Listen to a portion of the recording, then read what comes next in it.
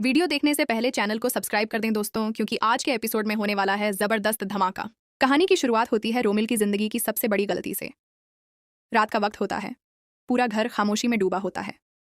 रोमिल और ओवनी अपने कमरे में सो रहे होते हैं। अचानक रोमिल चुपके से बिस्तर से उठता है, पूरी कोशिश करता है कि ओवनी की नींद न टूटे और कोई उसे देख न ले।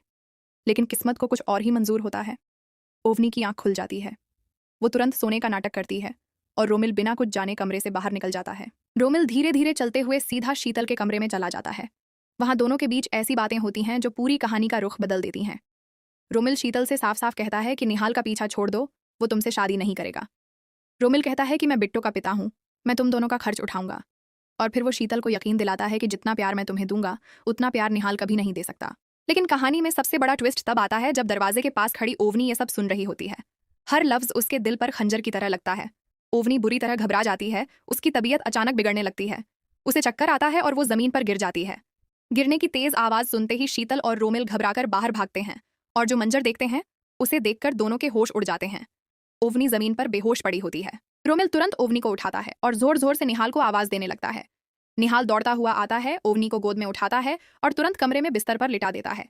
डॉक्टर को बुलाया जाता है, पूरा घर टेंशन में आ जाता है। जांच के बाद डॉक्टर बताता है कि माँ और बच्चा दोनों बिल्कुल ठीक हैं। ये सुनकर दादी भगवान का शुक्र अदा करती हैं, दुआ करती हैं और घर का माहौल थोड़ा सामान्य हो जाता है। जब ओवनी को होश आता है, वो बार बार रोमिल और शीतल का नाम लेने लगती है। ये सुनकर दादी और सोनी दोनों हैरान रह जाती हैं। सब लोग इकट्ठा हो जाते हैं और फिर ओवनी सबके सामने वो सच बोल देती है जो इतने दिनों से छुपा हुआ था। ओवनी रोते हुए कहती है कि बिट्टो निहाल का बेटा नहीं, बल्कि रोमिल का बेटा है। ये सुनकर पूरा घर सन्न रह जाता है। दादी और सोनी के पैरों तले जमीन खिसक जाती है। दादी तुरंत शीतल को बुलाती हैं और गुस्से में उसे घर से निकालने का हुक्म दे देती हैं। सिर्फ शीतल ही नहीं, बल्कि रोमिल को भी घर से निकाल दिया जाता है। रोमिल और शीतल दोनों हाथ जोड़कर ओवनी और दादी से माफी मांगते हैं, लेकिन इस बार कोई भी माफ करने को तैयार नहीं होता।